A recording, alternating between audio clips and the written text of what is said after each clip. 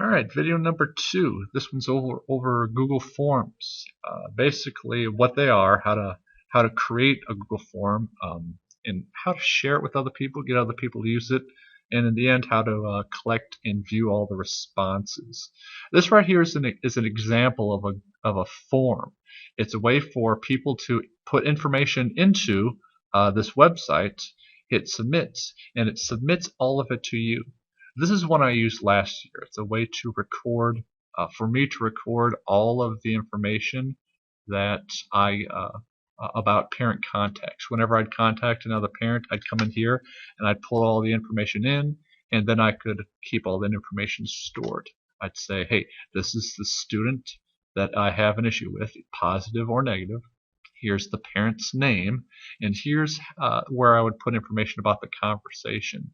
I then would hit submit, and all that information would be sent to me. This is for my own personal use.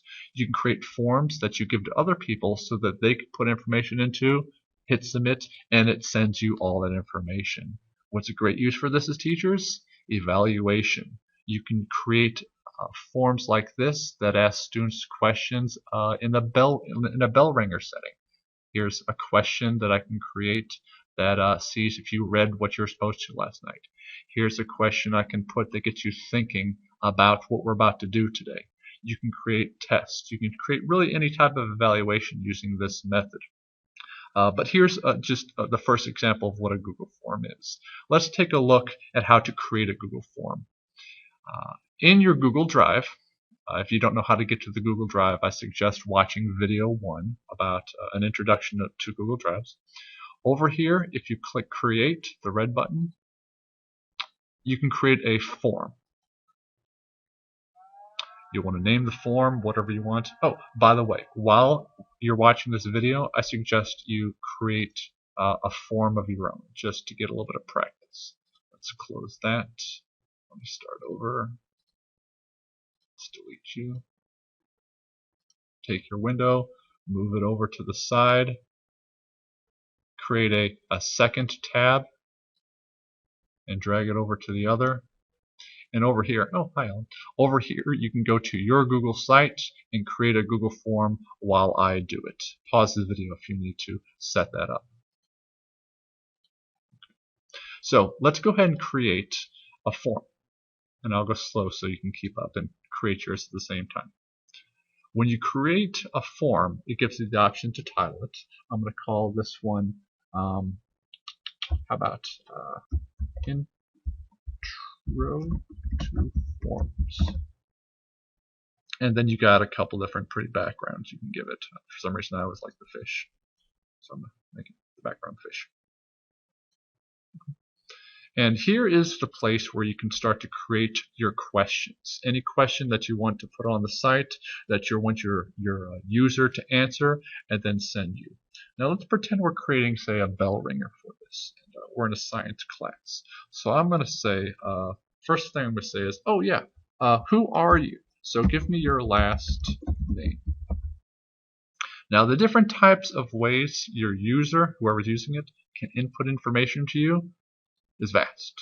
You can have them simply write out a couple words. That's the text. You can have them write an entire paragraph if you want to collect lots of information from them. The traditional multiple choice. You can make a multiple choice question. Checkboxes, which is much similar to multiple choice, but they can choose multiple answers. You can have a drop-down list. You can have them choose a date, put in a time, whatever you need. For this one, since I just want to know their last name, I'm going to have them write in a text. This box here, the required question, means they cannot send it to you without actually filling this out. Now, if this was a quiz, you definitely want them to put their name in. So we want to require this question. The help text line here is just another thing you can put in that will be shown right below the question. So I can tell them, enter your last name only. Okay. If I hit done, that question is now created. So far, this is my entire test. At any time when you're creating this form, if you click View Live Form, you're going to see what it's going to look like to the rest of the world. My beautiful fish in the background, my enter your last name only question, the submit button for when people are done. This is what it looks like at this point. It's incomplete though. So let's keep going. I'll close this. And we're going to add a new question. This time, add item. Not only do I need to know their last name, I'm going to add another text question. And I'm going to say I want your first name. Enter your first name only. I want it to be a text question. I want it to be a required question. I am done. Well, something else useful, since we all teach multiple classes, maybe you might want to add a text question where they enter what hour they're in. What hour are you in right now? I want to require it. Done. Now, if we view the form, now these are the three questions they have to answer. Any question that's required will have this red asterisk after it. So if I right now try to submit the test, since there's three required questions that I have not filled out, it won't allow me to, no matter how many times I click this. I can click it all day. So let's actually add some questions to this test. Bell ringer. I want to add an item. Let's do something different than a text. Let's do a multiple choice. Multiple choice. That's a common one. I'll say, let's do some astronomy. How long does it take the moon to orbit the Earth one time? And I'll tell them, select one of the following options. You don't have to put in the help text, but if there's something useful you think that should be there, have at it. Okay. It's a multiple choice question, and the first option that they can choose is 1 day. It takes 1 day for the moon to go around the Earth. That's what we see. Okay. Well, maybe it's 1 week. Maybe there's something going on I don't understand or that we can't perceive. So maybe it's a week. Maybe it's 1 month, or maybe it's 1 year. Okay. And these are the 4 options the students will see for their multiple choice question. I want to require the question, hit done, view the form, and now here's the first question that they have to answer after they tell me their name. Okay. Correct answer is 1 month, by the way. Let's try a different one. Instead of a multiple choice, let's see the difference between checkboxes and multiple choice. I can say, how far is the moon from the Earth? Or here's another one. How far? No, let's go back. Moon from the Earth. I don't have to teach the entire world right now, everything. I can just show you guys how to use Google Forms. Okay.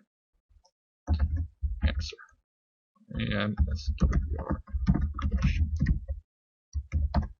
Okay. Checkboxes. It's not really a great question for how far is the moon from the Earth, but we could say, how about 100,000 meters? We could say 1 million meters. We could say 1 AU, which is 1 astrological unit, which is the distance from the Earth to the Sun. Or we could say, I don't know, 100, 250, let's say 100,000 miles. So different units. So maybe more than one of these is the right answer, but we still want to require it. Let's take a look at how the multiple choice and multiple response is different. With a multiple choice, they can only choose one answer. However, with the checkboxes, they can choose more than one. Just a slight difference. But once again, still required questions that are unanswered, so it still can't be submitted. I'll submit it in a second so we can see what the answers are like. One more question that I think is really nice. Choose from a list. We're still going to give them the option to answer from one of several questions. What is the wavelength of green light? How about 1 mile, 450 nanometers, 600 nanometers, or 2 inches? Okay. Part of the question. Done. And now that question has been generated. The drop-down menu is exactly what it sounds like. It's another way for them to choose the right answer. It's the same thing as the multiple choice in that they can only choose one answer, but it's just another way to present it. You can change your answer with a multiple choice. You can change your answer with a drop-down. You can even check and uncheck the boxes. And none of these answers are set in concrete until you hit the submit button. So let's take this test once and see what happens. Your last name is Schlecht. Your first name is Bad. I am in first hour. I think it takes the moon 1 month. I think the moon is, well, none of these are the right answer. 1 AU and 100,000 meters. I think the wavelength green light is 450 nanometers. And I'm going to click submit. Since I have all the questions answered, submit. There we go.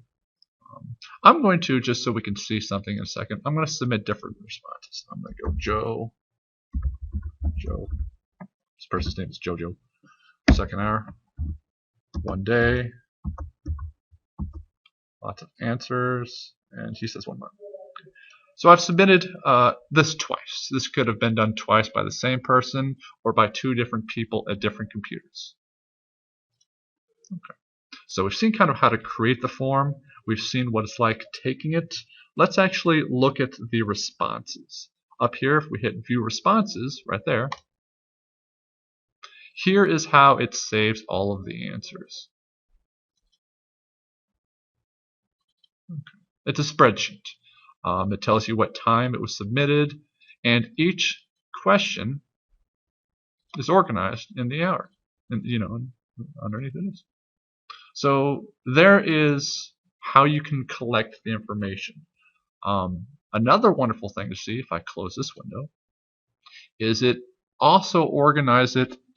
It kind of runs the data for us. We love using that word data. If I come up here to responses, and I click summary of responses, this, I think, is beautiful. It creates tables and graphs of what answers your students gave. It doesn't worry about like which student gave which. It tells you how many of each question each student answered. So half the people said a month, half the people said a day. I've got all kinds of answers down here. I've got charts which can really break it down for me. Okay, we need to reteach this, there's 50%. I need to reteach this, it's 50%.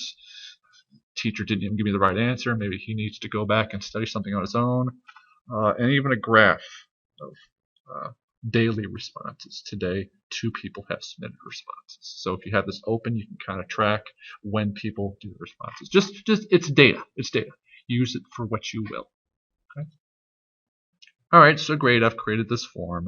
I've seen how to read the answers. How do I get other people to take this quiz? How do I get people to use this form? Up here under Send Form, here is one option. If you send the form, you can choose who you want to send it to.